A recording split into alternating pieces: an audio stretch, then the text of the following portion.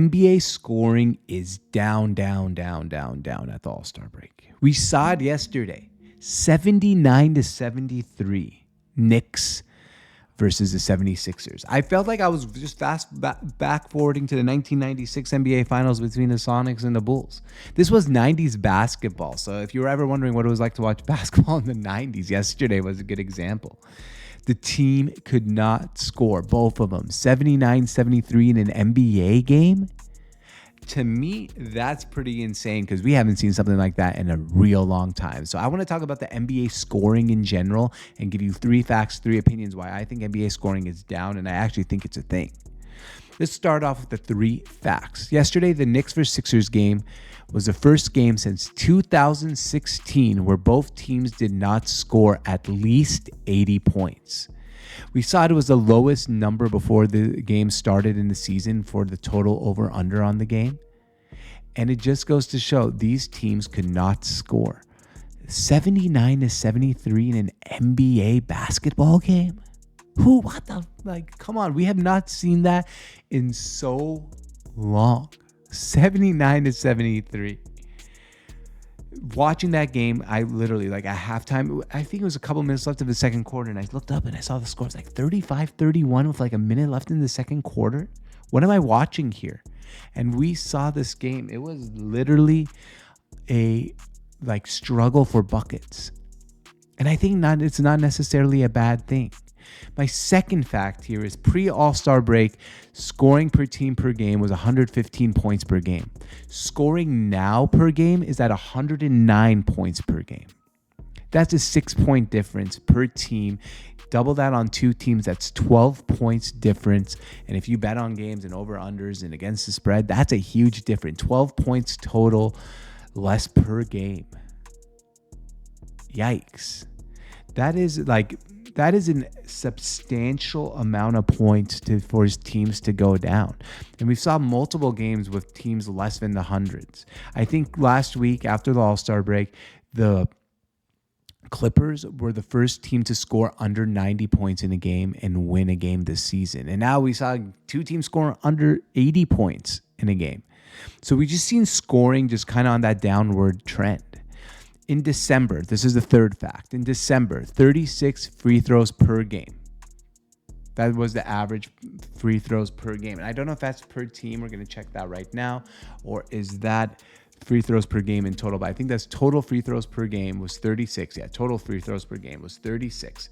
Let's go month by month on the season. These are free throws made per game, by the way, not attempted. So we had 40. Let's go in October.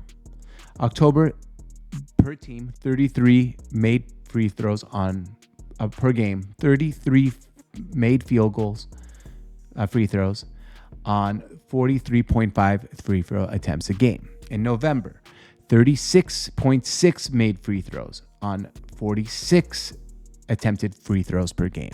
Moving to December, 36.5 free throws made on 46.1 free throws attempted per game. Down to March, teams are making 31 games are making 31.6. That's 5 free throws down on 40 attempts. That's 6 attempts down. Fouls are being called less. Teams are going to the line less. And that's pretty crazy. At one point in December, points per game, 234.4 points per game in the NBA. In March, 223.8 points per game in the NBA. Huge difference. Now let's talk about the 3 opinions about this.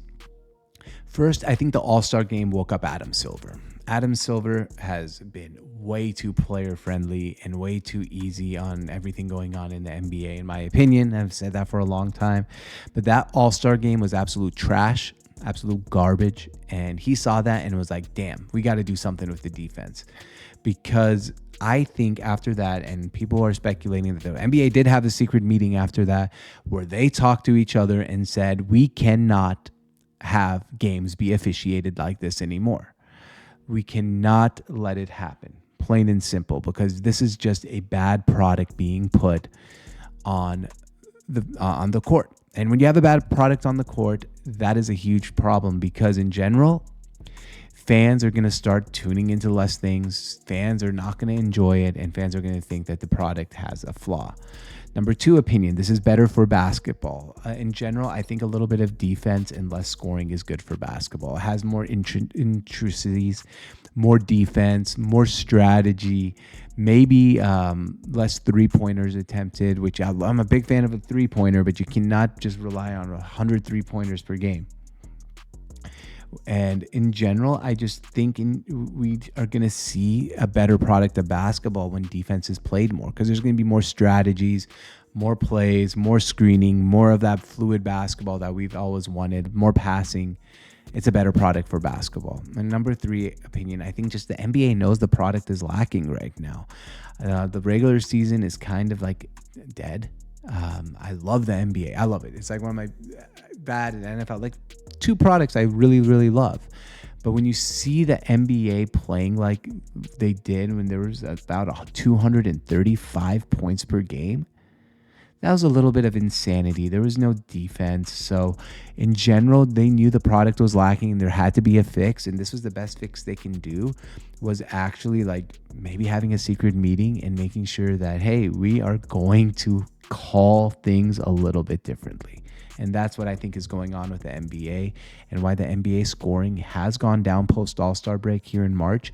It's going to be really interesting. Last opinion, just a bonus opinion, I guess. Also, once the playoffs get closer, teams will play better defense, more strategy. So in general, this is the time of year also where defenses kind of take it a little more seriously, teams take it more seriously, and we're seeing an effect across the board. So my name is George on Tap. This is Hoops on Tap, the basketball channel off of my main channel, George on Tap. So make sure you like and subscribe to the channel. Really appreciate you guys watching here to the end. Leave a comment. What do you think is contributed to the NBA's lower scoring? Thank you for watching, and we'll see you guys next time.